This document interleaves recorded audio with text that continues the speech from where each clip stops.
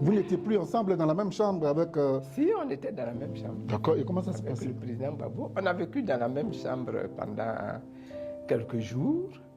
Et puis ils sont venus, ils ont pris le président Gbagbo. Le premier qui est venu pour réclamer le président Gbagbo, c'était les responsables de l'armée de l'ONUCI, ici en Côte d'Ivoire. Et quand il est venu, il a parlé avec nous. Il m'appelait même ma cousine.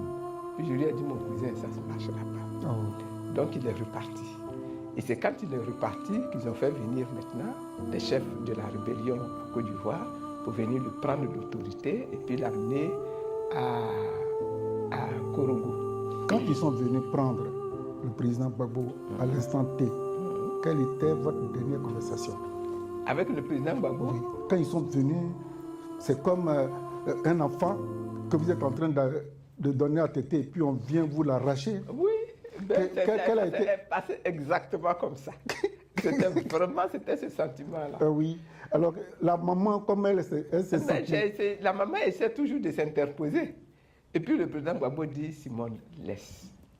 C'est comme ça que je me suis retiré et ils l'ont amené. Ce même président Gbagbo, plus tard, cet amour va se transformer en haine. Qu'est-ce qui n'a pas marché? Moi, je ne sais pas.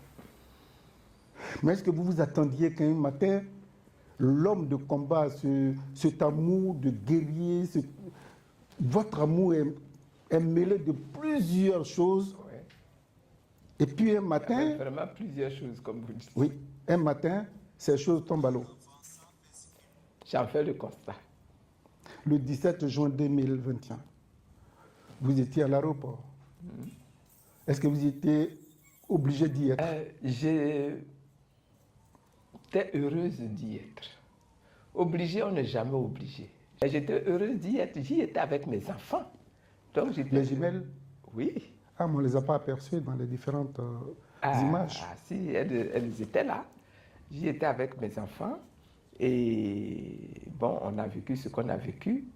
Mais je tenais à y être parce que pour moi, c'était une grande victoire que ce retour du président Gbagbo en Côte d'Ivoire.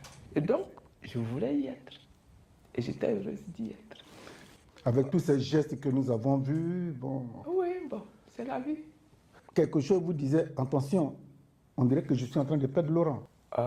Est-ce que c'est à ce moment-là que je me suis dit qu'attention, je suis en train de perdre Laurent? Je pense que Laurent, là, je l'avais déjà perdu. Déjà. Parce que quand même si je ne vivais pas là, je savais ce qui s'y passait. Voilà. Depuis un certain moment, vous êtes interdit même de porter le nom Gbagbo.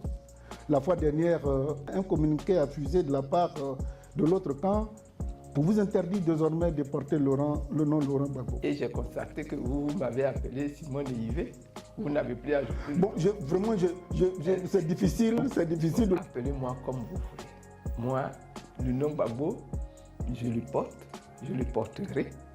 Des gens m'appelleront Gbagbo, les gens me connaissent dans le monde entier par ce nom Gbagbo. Donc bon, pour moi, il n'y a pas de problème. C'est un faux débat, ça. D'accord.